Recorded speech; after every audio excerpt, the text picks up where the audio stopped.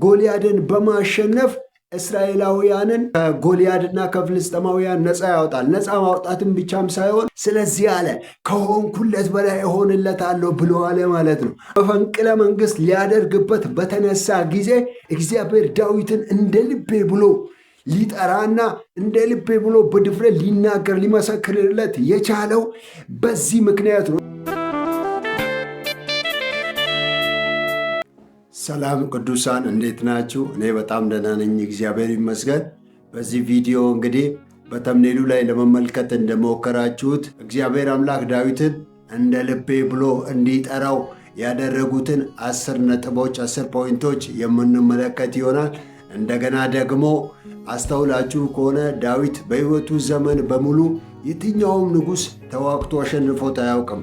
እንደገና ደግሞ እግዚአብሔር አምላክ ለዳዊት ሰለሞንን የመሰለ ልጅ ሰጥቶታል። ሰለሞን ማለት እንደምታስተውሉት ከሱ በፊትም ከሱ በኋላም እንደሱ ያለ ጠቢብ ሰው እስከማይነሳ ድረስ እጅግ በጣም ከፍተኛ የሚባል ጥበብን የተጎናጸፈ ሰው ነበረ። እናም እግዚአብሔር አምላክ ለዳዊት እንዲህ ያሉ ድሎችን እንዲያጎናጸፈው ያደረጉትን 10 ፖይንቶች ዲቴል በመግባት የምንመለከት ይሆናል ማለት ነው።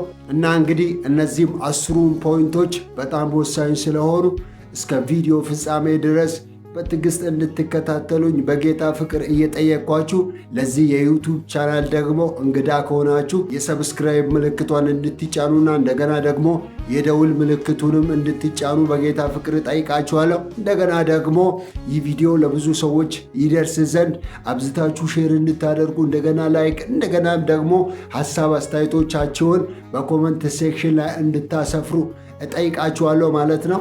አሁን እንግዲህ ቀጥታ ወደ ትምህርታችን የምናመራ ይሆናል ማለት ነው። እና እንግዲህ እግዚአብሔር አምላክ ዳዊትን እንደ ልቤ ብሎ እንዲጠራ ካደረጉ ነገሮች ውስጥ አንደኛው የዳዊት ኳሊቲ ምንድነው? እሱ ዳዊት በእግዚአብሔር የሚመራ ሰው ነው። አስተውላችሁ ከሆነ በሁለተኛ ሳሙኤል በምዕራፍ 2 በቁጥር 1 ላይ ሳኦል ከሞተ በኋላ ዳዊት ለእግዚአብሔር አንድ ጥያቄ ያቀርባል። ይህም ጥያቄ ምንድነው? እሱ ስንል ከይሁዳ ከተሞች ወደ አንዲቱ ልግባን ብሎ እግዚአብሔርን ይጠይቋል ማለት ነው። በዚህ ጊዜ ታዲያ እግዚአብሔር አምላክ አዎ ግባ ብሎ ይፈቅድለታል ማለት ነው። እናም እንግዲህ ይህንን ኮንሰፕት በምትመለከቱ ጊዜ ዳዊት በእግዚአብሔር የሚመራ ሰው ለመሆኑ በቂ ማሳያ ነው ማለት ነው። እና ሁለተኛው ኳሊቲ ምንድነው? እሱ ስንል ዳዊት እግዚአብሔርን የሚፈራ ሰው ነው። እግዚአብሔርን የሚፈራ ሰው ነው ዳዊት። በአንደኛ ሳሙኤል በምዕራፍ 24 በቁጥር 6 ላይ ስትመለከቱ ሳኦል ዳዊትን እያሳደደው ወደ አንድ ዋሻ ይመጣልና በዚያ ዋሻ ውስጥ ዳዊት ተደብቆ ሳለ ፈልጎ ምናምን ያጣዋል ማለት ነው።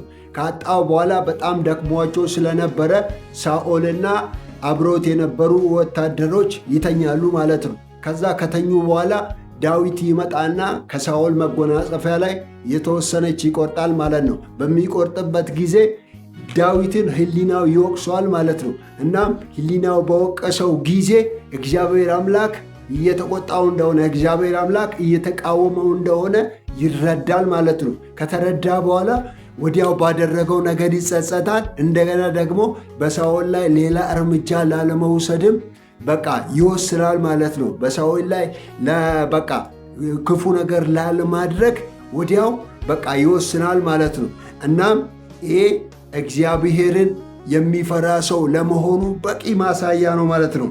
ሁለተኛው እንግዲህ የዳዊት ኳሊቲ ምንድነው? እሱ ዳዊት ማለት በድፍረት የተሞላ ሰው ነው። አዎ ዳዊት በድፍረት የተሞላ ሰው ነው። ይህንንም በአንደኛ ሳሙኤል በምዕራፍ 17 ከቁጥር 34 እስከ ቁጥር 35 ባለው ክፍል ላይ መመልከት እንችላለን። ዳዊት ደፋር ስለመሆኑ ማለት ነው። እና ይህ ክፍል የሚናገረው ምንድነው? እሱ ጎልያድ እስራኤላውያንን ለመውጋት በወጣበት ጊዜ የእስራኤላውያንና የይሁዳ ወታደሮች ፈርተው ተደብቀው ነበረ። እና በዚህ ጊዜ ትንሹ ዳዊት እኔ ዋጋዋለሁ፣ እኔ እገጥመዋለሁ፣ ይህን ያልተገረዘ ፊልስጤማዊ ብሎ በድፍረት ይነሳል ማለት ነው። የሚገርማችሁ ነገር ሳኦልም ሳይቀር ጎልያድን የፈራበት ሁኔታ ነበረ እና ይህን ሁሉ አልፎ እኔ ዋጋዋለሁ ብሎ ይወጣል ማለት ነው። መውጣትም ብቻም ሳይሆን ተዋግቶ ጎልያድን በማሸነፍ እስራኤላውያንን ከጎልያድና ከፍልስጥኤማውያን ነፃ ያወጣል። ነፃ ማውጣትም ብቻም ሳይሆን በእነሱ ላይ የበላይ እንዲሆኑ ያደርጋል ማለት ነው። አያችሁ አይደል? ይሄ ዳዊት ደፋር ስለመሆኑ በቂ ማሳያ ነው ማለት ነው። አራተኛው የዳዊት ኳሊቲ እንግዲህ ምንድነው? እሱ ዳዊት በእግዚአብሔር የሚታመን ሰው ነው። በእግዚአብሔር የሚታመን ሰው ነው። ይህንንም ሐሳብ በአንደኛ ሳሙኤል በምዕራፍ 17 በቁጥር 37 ላይ መመልከት እንችላለን። በዚህ ክፍል ላይ የእግዚአብሔር ቃል የሚናገረው ምንድነው? እሱ ዳዊት ከጎልያድ ጋር ለመዋጋት በቆመበት አሊያም ደግሞ ሊዋጋ ባለበት ሰዓት ላይ ጎልያድ አንድ የተናገረው ነገር ነበረ። እኔ ውሻ መሰልኩ ብትር ይዘብኝ የምትመጣው ና ወደዚህ ስጋህን ለምድር አራዊትና ለሰማይ ወፎች ዘልዝዬ እሰጣለሁ ብሎ ይለዋል ማለት ነው። በዚህ ጊዜ ታዲያ ዳዊት አንድ የመለሰለት መልስ ነበረ። እኔ ምንም ሳላደርግ አለ፣ እኔ ምንም ሳላደርግ አንተ ሰይፍና ጦር ሾተል ይዘብኝ መጣ። እኔ ግን አለ አንተ በተገዳደርከው በእስራኤል አምላክ በእግዚአብሔር ስም እመጣብሃለሁ ብሎ አለ። አያችሁ አይደል? ዳዊት እዚህ ጋር በራሱ አልተመካም፣ አሊያም ደግሞ በጎሳው በቤተሰቡ አልተመካም። የተመካው በማን ነው? በእግዚአብሔር ነው። አይታችኋል አይደል? ጎልያድን ተዋግቶት እንደሚያሸንፈው በእግዚአብሔር ይታመን ነበር። ስለዚህ ዳዊት በእግዚአብሔር የሚታመን ሰው ስለመሆኑ ይህም ሐሳብ በቂ ማሳያ ነው ማለት ነው። እና እንግዲህ አምስተኛው የዳዊት ኳሊቲ ምንድነው? እሱ ዳዊት በምስጋና የተሞላ ሰው ነው። በምስጋና የተሞላ ሰው ነው። በሁለተኛ ሳሙኤል በምዕራፍ 6 በቁጥር 16 ላይ ስንመለከት የቃል ኪዳኑ ታቦት ከአቢዳራ ቤት በሚመጣበት ጊዜ ወደ ኢየሩሳሌም ወደ ዳዊት ከተማ ማለት ነው በሚመጣበት ጊዜ ዳዊት በታቦቱ ፊት ለፊት እርቃኑን በቃ ለእግዚአብሔር ይቀኝ ነበር ማለት ነው። እግዚአብሔርን ያመልክ ነበር ከደስታው ብዛት የተነሳ ማለት ነው። በእስራኤላውያን ቆነጃጅት ፊት ራሱን አዋርዶ ይገርማቸዋል እግዚአብሔርን ሲያመሰግን ነበር። በዚህ ጊዜ ታዲያ ሚስቱ ሜልኮል የተናገረችው ነገር ነበረ። አንተ እንዴት የእስራኤል ንጉሥ ሆነ ሳለ እንዴት በዚህ ልክ ራስን ታዋርዳል? በእስራኤል ቆነጃጅቶች ፊት እንዴት ራስን እንዲህ ታደርጋል ብላለችው። በዚህ ጊዜ አንድ የተናገረው ደስ የሚል ነገር ነበረ። እግዚአብሔር አለ እግዚአብሔር ምን እንዳደረገልኝ አንቺ አታውቂም አለ። እግዚአብሔር እኮ አለ የአባቴን በጎች ከሚጠብቅበት ከዚያ ነው ያመጣኝ። እንደገና ደግሞ እኔን መግደል ከሚፈልገው ከአባትሽ ነው ያዳነኝ። ስለዚህ አለ ከሆንኩለት በላይ እሆንለታለሁ ብሎ አለ ማለት ነው። አይታችኋል አይደል? ዳዊት እግዚአብሔርን ለማመስገን በቃ የማያደርገው ነገር የለም። እግዚአብሔርን ደስ ለማሰኘት በቃ የማይወርደው ሸለቆ የማይወጣው ዳገት የለም። አይታችኋል አይደል? እና ዳዊት በምስጋናም የተሞላ ሰው ነው ማለት ነው። እና ስድስተኛው የዳዊት ኳሊቲ ምንድነው? እሱ ስንል ዳዊት የንስሐ ልብ ያለው ሰው ነው። የንስሐ ልብ ያለው ሰው ነው። አስታውላችሁ ከሆነ በሁለተኛ ሳሙኤል በምዕራፍ 12 ላይ ዳዊት አንድ ኃጢአት ሰርቶ ነበር። አንድ ከባድ ኃጢአት በመስራት እግዚአብሔርን አሳዝኖ ነበር እና ይህም ተግባሩ ይህም ኃጢአቱ ምንድነው? እሱ ስንል ኦርዮንን በማስገደል ሚስቱን ወስዶ ነበር። አይታችኋል አይደል? እና በዚህ ጊዜ እግዚአብሔር አምላክ ናታንን ልኮ ነቢዩ ናታንን ልኮ እግዚአብሔር እንዳዘነበት ሲነግሮ ኢሚዲየትሊ ዳዊት በእግዚአብሔር ፊት በንስሐ በይቅርታ ይወድቃል ማለት ነው። የእግዚአብሔርን ፊት ወዲያው መፈለግ ይጀምራል። እኔ እኮ አለ እግዚአብሔርን በድያለሁ አለ እግዚአብሔርን አሳዝኛለሁ ብሎ አለ ማለት ነው። አይታችኋል አይደል? ዳዊት እስከዚህ ድረስ ነው። እንዲህ ያለ የንስሐ ልብ አለው ማለት ነው። እና እንግዲህ ሰባተኛው የዳዊት ኳሊቲ ምንድን ነው? እሱ ስንል ዳዊት ቃል ኪዳን አክባሪ ነው። ቃል ኪዳን አክባሪ ነው ዳዊት ማለት ነው።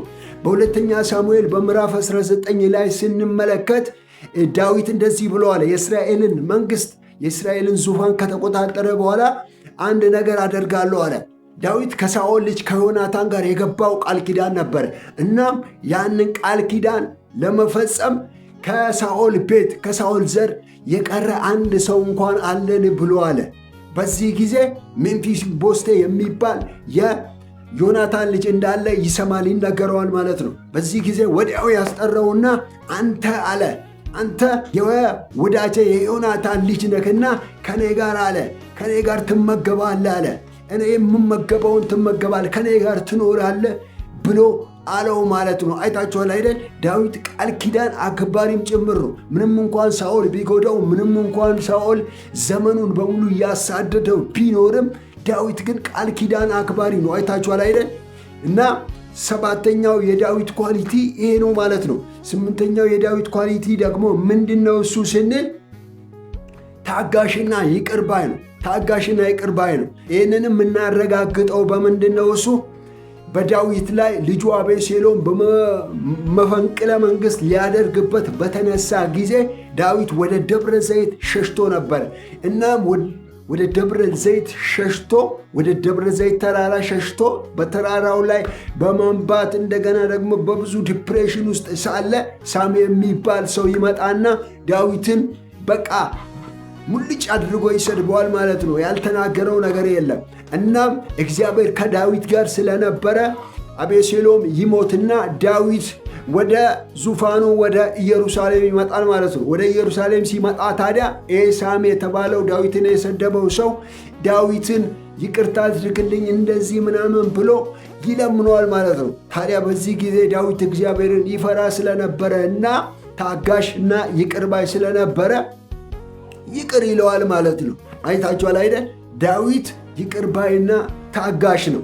ያን ሰው እንደፈለገ ማድረግ ይችላል። መግደል፣ ማጥፋት የፈለገውን በሱ ላይም ብቻም ሳይሆን በዘር ማንዘሩ ላይ ከባድ እርምጃ መውሰድ ይችል ነበር። ግን ዳዊት ታጋሽና ይቅር ባይ ስለነበረ ይህንን ሊያደርግ አልወደደም ማለት ነው። እና ዘጠነኛው የዳዊት ኳሊቲ ምንድነው? እሱ ዳዊት ብልሃተኛ ነው። እንዴት ብልሃተኛ ነው ያላችሁኝ እንደሆነ ዳዊትን ሳኦል አሳድደው በነበረ ጊዜ ዳዊት በቃ አማራጭ ከማጣቱ የሚገባበትን ከማጣቱ የሚደበቅበትን ቦታ ከማጣቱ የተነሳ ወደ ጌት ንጉሥ ወደ አንኩስ ይመጣል ማለት ነው። ወደ አንኩስ በመጣ ጊዜ ታዲያ ወዲያው ዳዊትን የአንኩስ ወታደሮች ዳዊትን በተመለከቱት ጊዜ ይሄ እኮ አሉ ይሄ የእኛን ልጅ የእኛን ሰው ጎልያድን የገደለ አይደለምን ብለው ይላሉ ማለት ነው። በዚህ ጊዜ ይህንን የሰማው ዳዊት ታዲያ ወዲያው በፊታቸው እንደ እብድ ይሆን ጀመር ማለት ነው። እንደ እብድ ያደርገው ጀመር። አዎ በቃ ላጭበላጭ ይሆን ጀመር። እንደገና ደግሞ በቃ ይወድቅ ይነሳ፣ ብዙ አይነት በቃ ላይደል ኖርማል ያልሆኑ ሰዎች የሚያሳዩትን አይነት አክት ያሳይ ጀመር ማለት ነው። እና በዚህ ጊዜ በቃ እብድ አይደል እንዴ እንዲህ አይደል እንዴ ተውት፣ እሱ ራሱን እንኳን እንትን ማለት አይችልም ብሎ አንኩስ በቃ ይታለልና ወታደሮቹን በቃ ተታለው ምናምን ይተውታል ማለት ነው። አይታችኋል አይደል የዳዊትን ብልሃት። እና ይሄ የዳዊት ዘጠነኛው ኳሊቲ ነው። አስረኛውና የመጨረሻው ኳሊቲ ደግሞ ምንድነው? እሱ ዳዊት አዛኝ ነው። አይታችኋል አይደል? ዳዊት አዛኝ ነው። ለዚህ ማስረጃ የሚሆነው ምንድነው? እሱ ሳኦልና እነ ዮናታን ምናምን ከፊሊስጤም ጋር በነበራቸው ጦርነት ምክንያት በሞቱ ጊዜ ዳዊት እጅግ በጣም ያዝናል ማለት ነው። ዳዊት ማለት ሳኦል እኮ እንዲህ አድርጎኛል እሰይ ምናምን ብሎ አልተደሰተም፣ ደስታውን አልገለጸም። በጣም ነው ያዘነው፣ በጣም ነው ያዘነው። ወይኔ እነዛ እያላን እንዴት ሞቱ፣ ወዮ ወዮ ወዮ ጠፋው፣ እንዴት እነዛ እያላን ሞቱ። በቃ አይደል? ያም ብቻም ሳይሆን ቅኔ እስኪቀኝላቸው ጭምር ማለት ነው። እስከዛ ደረጃ ድረስ ነው የደረሰው ማለት ነው። እና አይታችኋል አይደል? ይሄ አስረኛው የዳዊት ኳሊቲ ነው ማለት ነው። ዳዊት እጅግ በጣም አዛኝ የሆነ ሰው ነው። አዛኝ የሆነ ሰው ነው። ከእግዚአብሔር ጋር የሚመሳሰለው በዚህ ነው። እግዚአብሔር አዛኝ ነው፣ እሱም አዛኝ ነው። አይታችኋል አይደል? እና በእነዚህ 10 ኳሊቲዎች በእነዚህ 10 አስደናቂ ጸባዮች ሆኖ ዳዊት በእግዚአብሔር ዘንድ ሞገስን ማግኘት የቻለው እግዚአብሔር ዳዊትን እንደ ልቤ ብሎ ሊጠራና እንደ ልቤ ብሎ በድፍረት ሊናገር ሊመሰክርለት የቻለው በዚህ ምክንያት ነው። እንደገና ደግሞ ዳዊት በሕይወቱ ዘመን ሁሉ ስኬታማ እንዲሆን እንደገና ደግሞ ሰለሞንን የመሰለ ልጅ እንዲያገኝ አስደናቂ ቅሬታ እንዲኖረው እግዚአብሔር ያደረገው ዳዊት በሕይወቱ ዘመን ሁሉ በእግዚአብሔር ፊት በቅድስና እግዚአብሔርን በመፍራት ይመላለስ ስለነበረ ነው ማለት ነው። እና እኛም እንደውም በዘመናችን እንደ ዳዊት እግዚአብሔርን የምንፈራ በእግዚአብሔር የምንታመን ደፋኖች፣ ብልዎች በቃ ዳዊት ያሉትን ነገሮች እኛም እንዲኖረን የምንተጋ ከሆነ እግዚአብሔር የምናፈቅር የምንወድ ከሆነ በሕይወታችን ስኬታማ የማንሆንበት ምንም ምክንያት የለም ማለት ነው። ስለዚህ ወዳጆቼ የዳዊት 10 ኳሊቲዎች እኚህን ይመስላሉ።